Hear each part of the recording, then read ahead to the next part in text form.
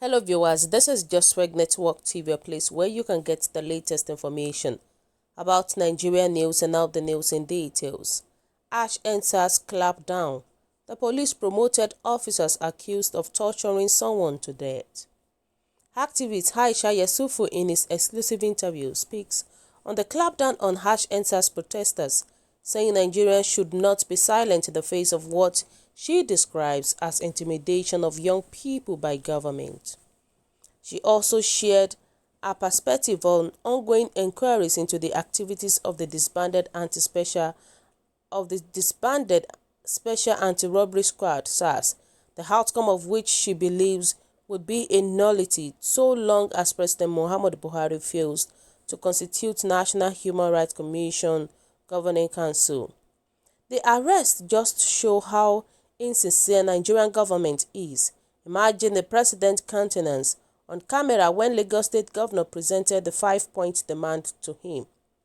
Protesters were killed before, during and after the protests, but there is no sincerity on the part of the government. Their action says more.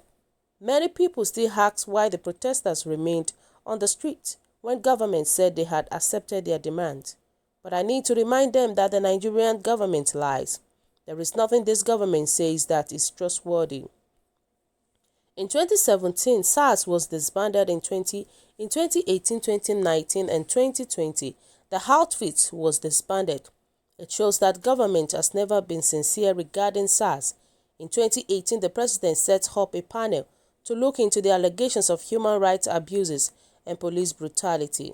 In 2019, they brought out their findings and reported the president. The president said within months, government was going to implement the recommendations. It is 7 months after the report was given to him, and nothing has been done about it. When Ñdsars protesters stayed on the street, they knew that the government is always saying one thing and doing another thing. Amid all this, protesters were the one who showed leadership. Yes, they didn't have the traditional type of leadership we are used to, but they displayed organizational skills, which is leadership. On October 11, 2020, the Inspector General of Police (IGP) said he had disbanded SARS on the same day. The Ñdsars protesters brought out their 5 demands. On October 19th, they explained how government can implement the demands. Because the new government was not showing leadership other than mere rhetoric and blaming the protesters.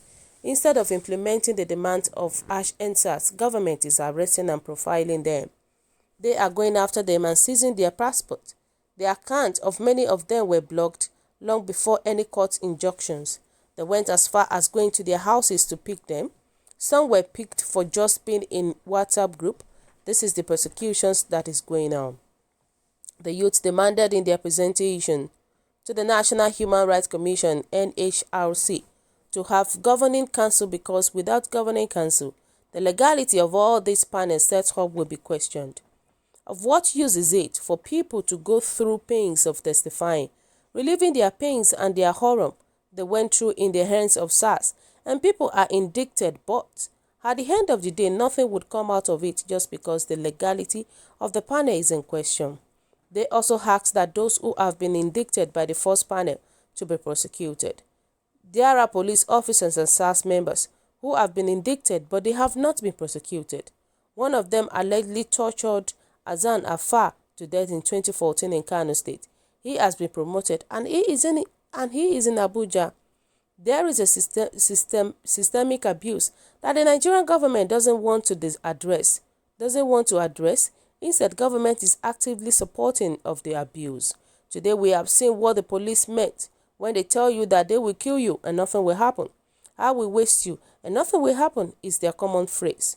Indeed, nothing will happen because the people who came out and cried to their government are being killed under the cover of darkness.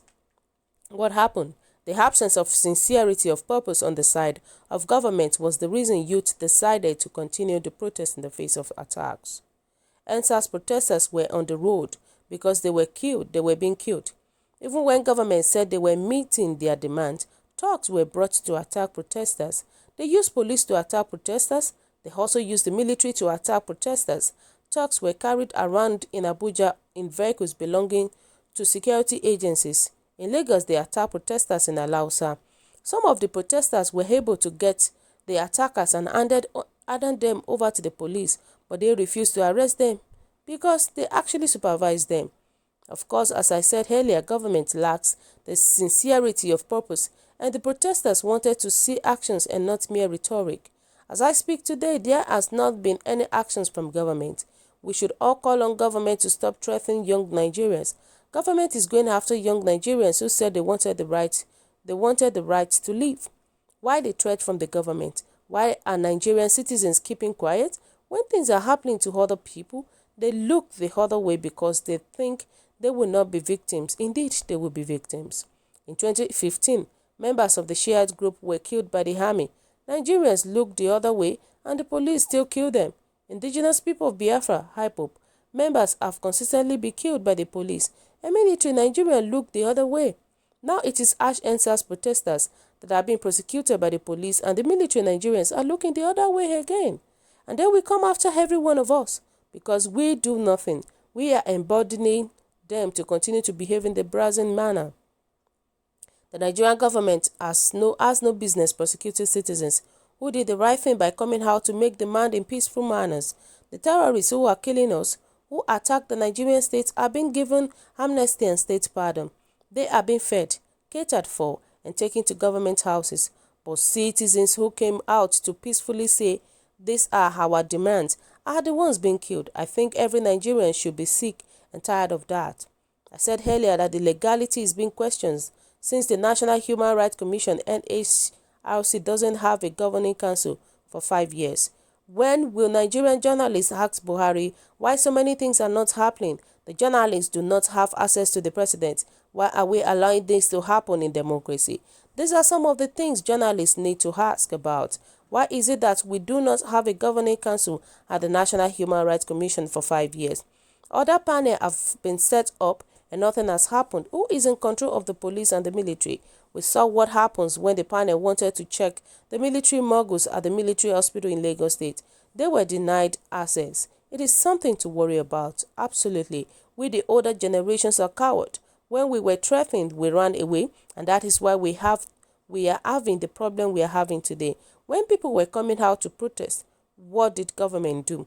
They began to attack them, prosecute them, kill them, and everyone will keep quiet as if nothing happened. That is why the problem continues. The government cannot mess up with this generation. They need to understand that they are calling them coconut head generations, and then they are not giving up no matter the attack on them. For me, they have the right to protest. Government does not have the right to arrest them. The Inspector General of Police should be ashamed of themselves. He sat down in the office while his men were being killed in Borno State. He didn't give an order to his squad to go to Sambisa Forest or where Shekau is and arrest him. On the issue of peaceful protesters, he was telling his men to shoot them. Is that what the Constitution asks him to do? There is a difference between rioters and protesters. We must stop blaming the victims rather than the perpetrators. Security agents have no business shooting at peaceful protesters. What they should be doing is to protect them. Recall that Buhari's running mate, Dr. Shuba Okadigbo, died as a result of police brutality.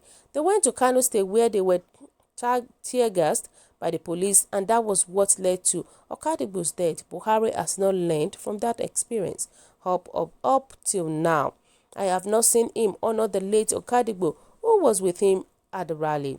Today, he is in power as the commander-in-chief of the armed forces. He is sending policemen and the military to brutalize protesters and destroy their properties. Who does that? The disruptions of the Ñdsars protest was started by the police. On October 10, 2020, when the police were shooting at us, they used knives to cut and destroy our tires. These are youth government. These are youth government did not provide livelihood for, and youth they did not give a nation that it can be proud of. They are only fighting that they should be allowed to live. As older citizens of Nigeria, we should cover our face because we have really failed the youth of this country. And now that they are being killed, instead of us to stand up, people are blaming them for protesting. Why should something happen to them? Why should government arrest them? People should be outraged and not afraid. People should be calling out government. This silence is why these things are going on. Are they not citizens of Nigerians? Did the constitutions not allowed for protests? Why are we not calling on government to stop arresting peaceful protesters? Why is government not arresting Boko Haram bandits and kidnappers? Why are they not arresting killer herdsmen?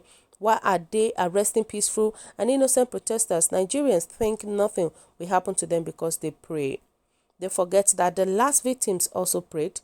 I always tell people that yesterday's victims were once survivors. Today's victims were yesterday's survivors, and tomorrow's victim will be today's survivors. The question is, who is next? Being a victim in Nigeria is no longer a matter of it is a matter of when. The next family that police will kill their child will come out and start crying because they didn't know it can happen to them.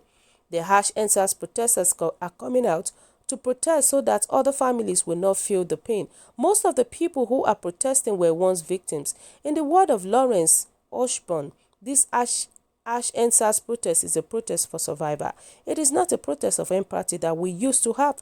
Instead of being afraid that something will happen to them, they should join them in calling out government to do the needful, so that we won't have police brutality, and we will not have another family just like the fathers of 20 years old that were killed in Port Harcourt. They don't want other families to go through that. It is not that they don't have work to do as some people insinuate. Most of them are business owners. Some are entrepreneurs. Some have worked in the system that didn't work and have been able to carve a niche for themselves. They are not hungry people. In a huge supporters, but it was done by the youth. They organized it. The beauty of it is that I don't want it to be taken away from them. In the early days of the protest, I refused to talk to journalists about it because the youth owns it. I started talking about it when I saw that government was trying to change the narratives. I am a huge supporter of harsh Ñdsars protesters, but I wasn't one of the organizers. I went out on October 8, 2020 to join the protest, and when they were being attacked by the police, Obi Ezekwesili, I and Maureen went to see the police to ask why they were attacking peaceful protesters. On October 10, I was there and I came to the front when the police wanted to attack them, telling them to shoot me first. For me, they really made Nigerians proud, and they really showed that they are leaders through their organizations. The logistics were amazing. I wish I had such in my organizations, and we must give them the credit. I am proud of them. Government has the whole force, but the youth have the technology, intelligence, and social media. They should use it strategically. They should ensure that they are not cowards. They should ensure that Sorosoke stand and keep moving, because the greatest power of the oppressors is the mind of the oppressed, and they should not give their minds to the oppressors. We have power in Nigeria. Government should begin to act the way government should be. The primary responsibility of government is to protect lives and properties. And any government that cannot protect the lives and properties of their citizens is not fit to be a government. Government should know that they hold the citizens the right to protect them. And they should also know that the youth are not the enemy. Those bandits and terrorists using arms against Nigerians are the enemies. They should stop attacking the youth, and also know that nobody infiltrated harsh Ñdsars. It is the thugs that were brought in by government that attack harsh Ñdsars. They should know that weaponizing illiteracy and poverty is not a good thing. They need to stop it. The media should be outraged. Wow. It has all been said, the problem that we have in this country, it is our leaders. So guys, kindly drop your comments at the comment section below. For those who subscribe, we want to say a very big thank you to you for subscribing. We'll say God bless you. And if you're yet to do so, kindly press the subscription button below. God bless you. Bye.